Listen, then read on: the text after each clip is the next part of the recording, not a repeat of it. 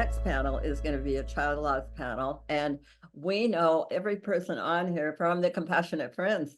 They have a Compassionate Friends connection. We do. We know them fairly well and have worked very closely with all of them. Absolutely. And monitoring our panel today is going to be Debbie Dulabon.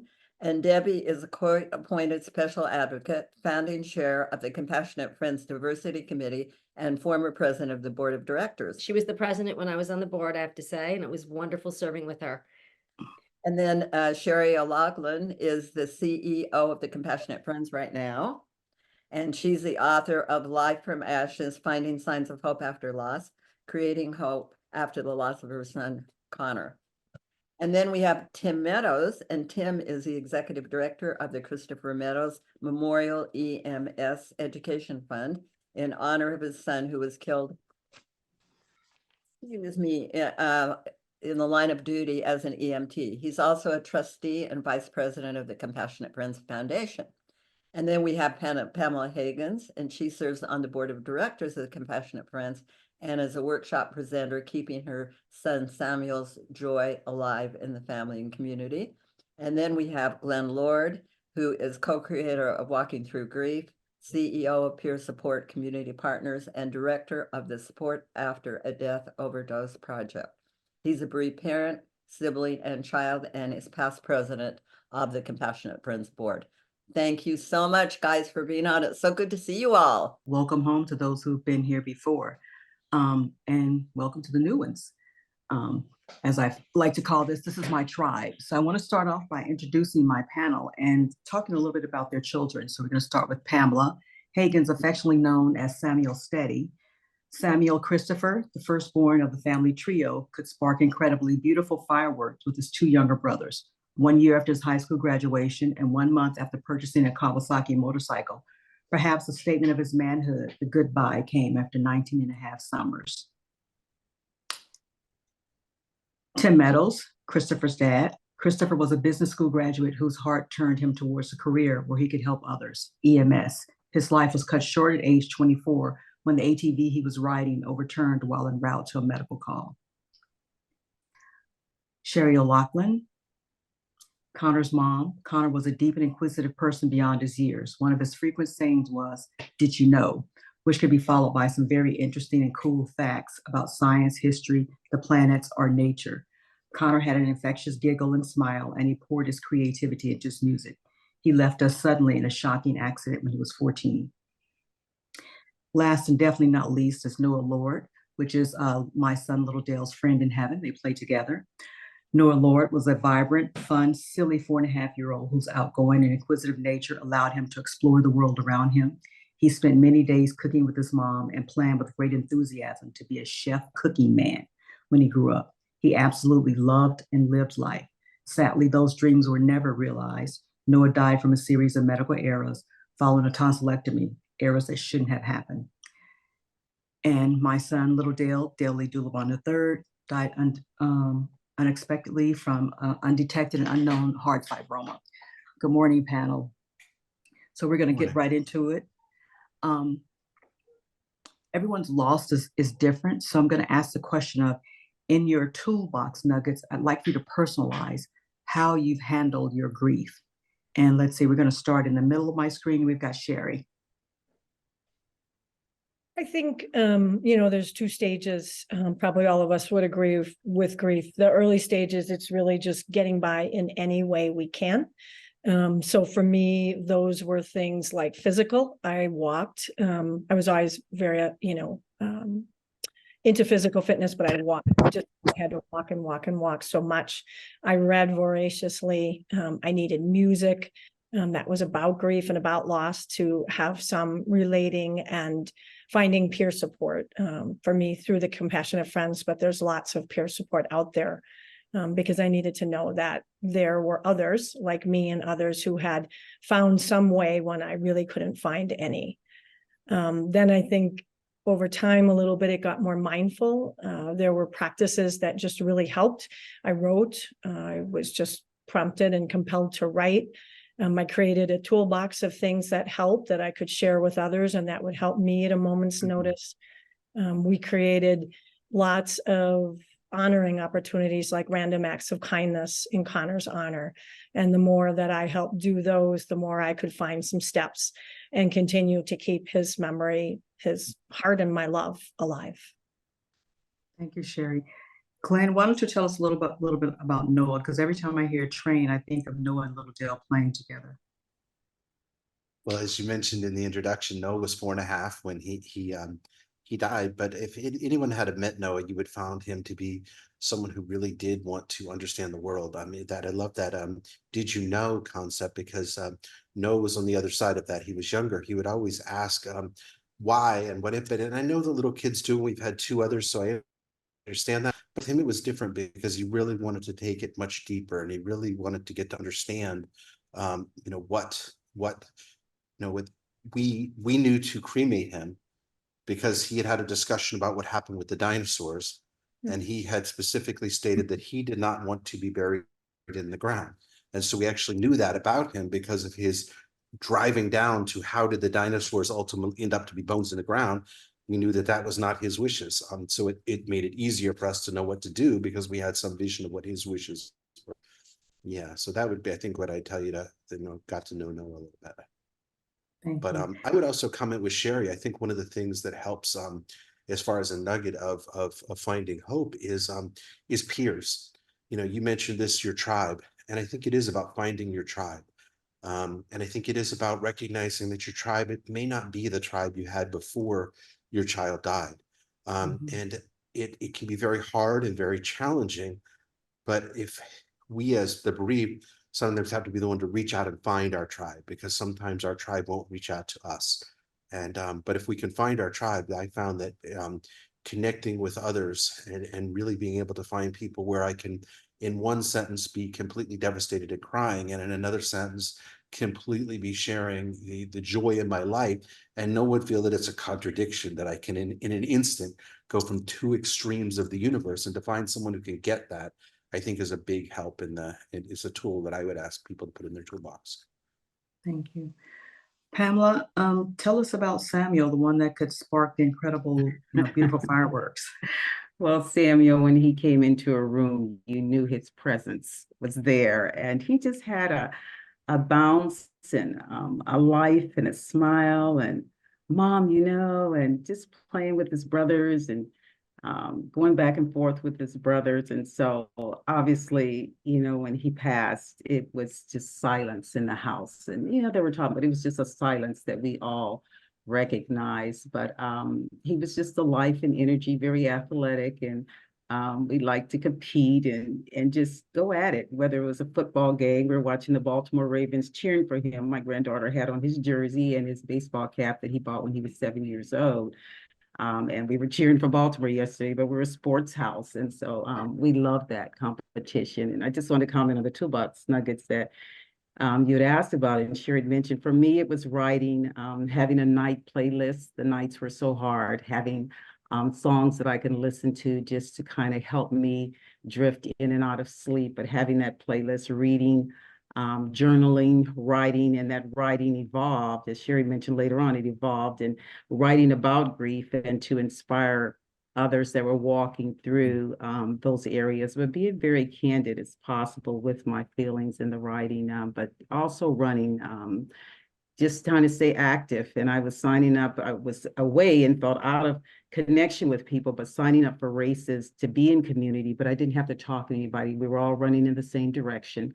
You could personalize your bib. So I began to personalize my bib with things like Pam and Mom, or Samuel and Pam, and just wonderful things to remember my son. So finding those little things helped me with early on, and then they evolved and kind of expanded into other things later on. Thank you. Tim, give us a perspective from, male grief and a few nuggets of like how you handle, Christopher's. Yeah, I'm not sure if this is exclusively a guy thing, but I had to do something. I had to engage in some activity, and my biggest fear actually after Chris died was that he would be forgotten because he wasn't here to represent himself as the rest of us do. And so I poured myself into creating a scholarship fund that would have his name on it, keep his name alive, but also pay it forward to other people that wanted to pursue his dream of EMS. And I realized about 5 years into that project that it was actually therapeutic to me to do this. It wasn't just that I was honoring Chris's memory, but I got some power out of doing this. And you know, fundamentally, we need to talk about our kids, and a lot of us don't have a regular vehicle to be able to do that. And this scholarship fund gave me that. Great. I noticed that each one, when you were speaking of your child, your face is lit up. So, you know, when we talk about our children, we provide sunshine to the world. So in that, you know, I'm going to start with you, Glenn. Tell us something about Noah that makes you smile, a great memory that if we met him, we would be right in on that chuckle. I think that one of my favorite memories is we took a trip up to Prince Edward Island, and we went in October. And for those of you who've never been in October, Prince Edward Island is a beautiful place, and it's kind of quiet at that time of the year.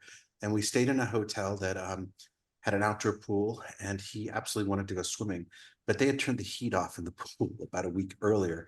And Prince Edward Island in October is not a time you want to go into a pool that doesn't have heat on it. It's probably about 58, 60 degrees was the water, but he was absolutely convinced he wanted to go into it. And there was a hot tub nearby it. And he convinced me that we could take turns running back and forth between the hot tub and the cold tub. And it was a lot of exercise, a lot of fun, but we probably went back and forth between those two pools like 50 times in about 15 minutes before I finally decided that I couldn't take it anymore. It was done, but it was a lot of fun, and I really enjoyed that. Wow. Pamela, give us something, you know, about Samuel that would make us smile and like enjoy. Just tell us something special about. He was just a character, you know, he would play pranks, and, you know, we had a ping pong table in the house. He could talk trash. Let's just put it out there. We'd be playing ping pong and he's going at it, or we'd be watching a football game. We live in Tennessee, so we're Titans fans. And as I mentioned, he was a Baltimore Ravens fan, and he would just lay on the floor on football Sunday and he would just talk, but it was just so fun. You just laugh, you had a good time, and he could find a way just to make you smile and take digs at you just to see your reaction, and in a fun, loving way. So we do that still with one another. And yes, it was an example. I delivered something to my youngest son that has moved out, and I have this fetish of trying to help them furnish their place. And he just said, "Mom, I have 13 chairs in here that you bought, and I live alone." And I could just see Samuel all in him and in that expression. And it just made me laugh inside. He didn't know the connection, but I thought of Samuel. Mom, he has enough chairs in his apartment, so he could just say things that would just make you think and laugh, and sometimes just want to choke him. Tim, tell us something special about Christopher that makes us smile. So Chris, well, actually, his smile is what made everybody else smile. You know, he could turn a bad day for somebody into a good day just by the warmth in his smile. And he had a huge heart. He in high school, he sat in front of a girl that he overheard talking about the prom coming up, and she had already bought a dress but didn't have anybody to take her to the prom. And he turned around and said, "I'll take you to the prom." That's the kind of kid he was. And I think about that and many other memories all the time about how big his heart was. Wow. Sherry, tell us something about Connor that makes you smile, and that'll make us smile as well. Well, you know, asking any parent to identify one thing that makes us smile is hard, right? But I'm going to tell a short, funny story. So, you know, he was very athletic growing up, and I played with him a lot and taught him different sports, and we practiced, and that was just a way we bonded and had so much fun. And then when he got a little older, He was very much into football and the Green Bay Packers because we lived in Wisconsin, and Brett Favre. And so he was not happy that I could not throw a football. And he didn't want a mom who stunk at throwing a football. So he worked with me and taught me how to throw a football. And I actually got a heck of a football arm, distance-wise and spiral, because he wasn't going to be done until I could throw the football and he could, return all of the time I spent with him. So I can throw a heck of a football because of my son. All right, okay. So within our joy, there are really there's some deep grief, it's a scab we continue to pull off. And we've got about 6 minutes left. So this question is that I want to ask you, it's a double question. Tell us one of your your darkest moments. And then at the end of that question, but that's just the question. At the end of that, say your child's name. So let's start with Sherry. Darkest moments, you mean from the loss? From their or- loss. From the loss, or just in the time that they've been gone. Yeah. Connor played the piano tremendously and actually created tons of music and won composition contests. So I remember afterwards, Pamela alluded to this, like it just went silent in a day and never came back. So one of my darkest for sure was the loss of that music. And I try to find other ways to bring it back, but I miss the music. So Connor. Thank you. Tim? Well, I think Chris and I took a lot of trips together, and I dearly miss the ability to do that with him. And, there's no day that's darker than the day our children passed away, but that's the thing that I miss the most. And his name was Christopher. Glenn? Well, you talked about this earlier, and I'm going to share a slightly different perspective on this because the memory I want to share with you all that I think was dark, but also offered me an interesting perspective is he was 4.5 when he died, and very few people who actually knew him besides family remembered him. Year he would have been 18. A young lady contacted us and said, I'd like to invite you to my high school graduation. And I said, okay, why? She said, because I was Noah's friend, and I would like you to come to my graduation because we would have graduated together. And it was both incredibly hard to realize that he wasn't going to be at that graduation, even though at that point it was 14 years later. And I was kind of surprised how at 14 years something could just smash me over the head like that. And yet at the same time, it was beautiful that someone had remembered him and that it's been something to her to invite me. So Noah, thank you. Pamela? Going to the beach, some vacations that we took together, some I have not been able to do just yet. And prior to getting on the call, Tim had mentioned about going to see a play and that it was all right. And that question popped up in my mind. I didn't articulate it. When do you know it's all right to test the water? But we did a lot of beach vacations. And so I have not had an interest in doing that or not sure how that will feel. But I know my darkest hours often was the night. Sammy was out during the night and didn't make it back. And so for me, that's what a lot of my writing takes place at night. I think clear at night. I don't know how that is, but I think clear at night. And so, yeah, going to the beach and spending that time together as a family. We will do it soon, I know, but I have not tried to orchestrate that. I will share that my son was 6 when he passed, and when his class was graduating from that school, the principal brought all the students back in his class there because we would give out scholarships in his for good character every year. And so I saw these kids coming in, and I just felt like, oh, that's great, they're coming today. And then it didn't dawn on me until they were all together that it was his graduating class, there. So that was just a moment that was like really, it was just wonderful, but it was, a stab in my heart. And we, it's just something that's like, I get past and then I go backwards, it's like, someone said, like the silence is, really loud. Like Dale and I, for us, our house is too big now because we don't occupy parts of it. We live in certain rooms and the other rooms are kind of like vacant because, those were his rooms and the things that he did, lived in. Lastly, because we're coming on down, but you guys are doing great. So this is a question that we didn't talk about. Tell us something that you want us all, or just help our listening audience about, like, the grief journey. We've got 2 minutes. Glenn, go.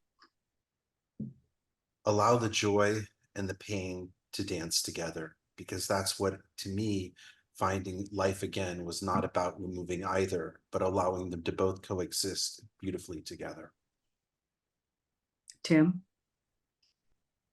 I think the lesson I learned is that life does go on, even though you're on an altered path, obviously. But I agree with Glenn that, you have bitter and sweet together, and that's the way life goes on.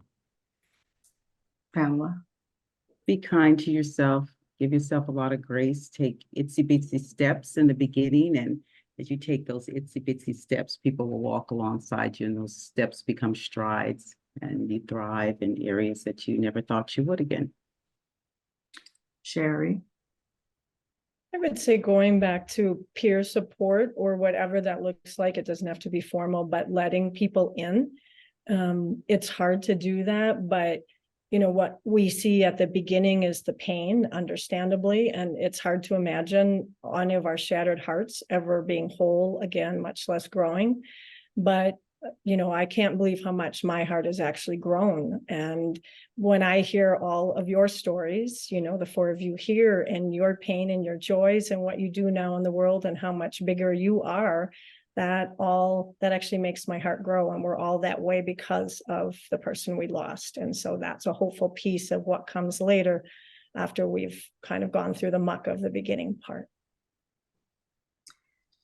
And I will end with the story of my son. We were taking road trips, and he is Dulabon III after his grandfather and dad. And we were and used to be a commercial where they would draw on the back of the head, like, you need to use Super Rogaine. And my son was sitting behind his grandfather, and he kept doing this. And I was like, what are you doing? And then he goes, Granddad, you need to use Super Rogaine. And so it's like, I said, that's not polite, and so we laughed because we were in the back, and then they wanted to know, what are you laughing about? So I had to tell them, you need to use Super Rogaine. So, from the mouths of babes.